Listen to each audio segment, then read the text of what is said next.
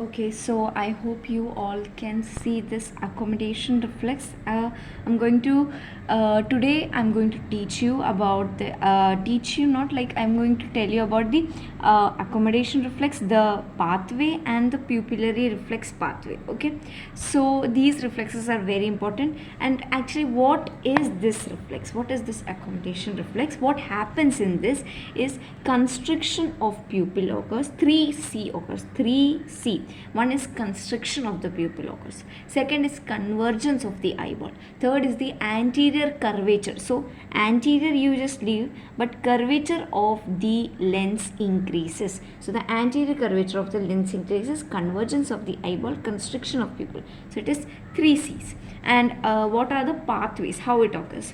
So from the frontal, what happens when a person is we ask a person to look at a certain distance constantly for a time, and then we bring a pen or a finger to the front of the eyes. So suddenly constriction of pupil occurs, and then we ask the person to look there.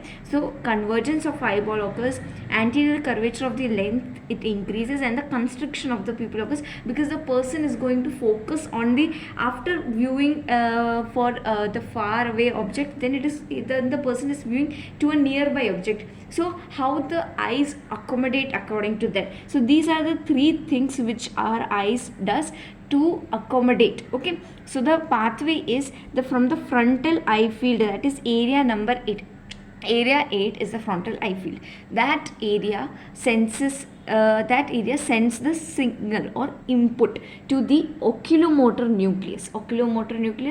Through the oculomotor nucleus, it reaches the oculomotor nerve, then the short Edinger-Westphal nucleus, short ciliary nerves, and then the short ciliary nerves causes 2Cs. One is constriction of the pupil, and the other one is the anterior curvature of the lens increases. Okay, the short ciliary nerves, through this pathway both of this occurs, and then the oculomotor nerve also acts on the medial recti muscle. Okay, medial recti muscle, and it causes convergence of the eyeball. Okay, medial rectus muscle, and causes the convergence of the eyeball. So frontal eye field from area number 8, oculomotor nucleus, oculomotor nerve, Edinger-Westphal nucleus, and then reaches the short ciliary nerves.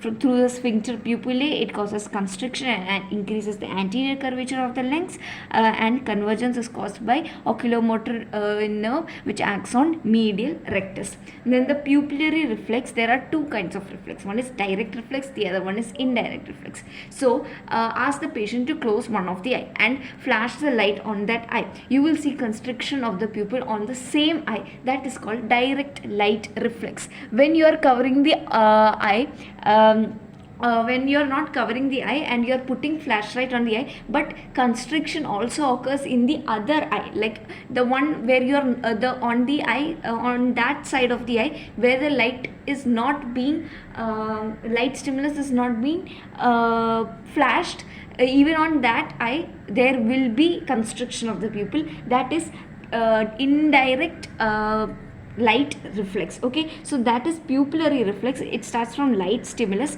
through the optic nerve, through the optic tract it reaches the pretectal nucleus. From there it goes to the Edinger-Westphal nucleus, then through the oculomotor nerve it comes back through ciliary ganglion to the short ciliary nerve and to the sphincter pupillae. Okay, so this is the pathway of pupillary reflex. This is the afferent pathway. It reaches the pretectal nucleus, and then from here it takes the information through the Edinger-Westphal nucleus, goes back to the oculomotor nerve, then to the ciliary, through the ciliary ganglion it supplies the short ciliary nerves, and then to the sphincter pupillae it causes constriction of the pupil. Okay, so this is the afferent pathway, that is the afferent pathway. Okay, so this is pupillary reflex. Thank you.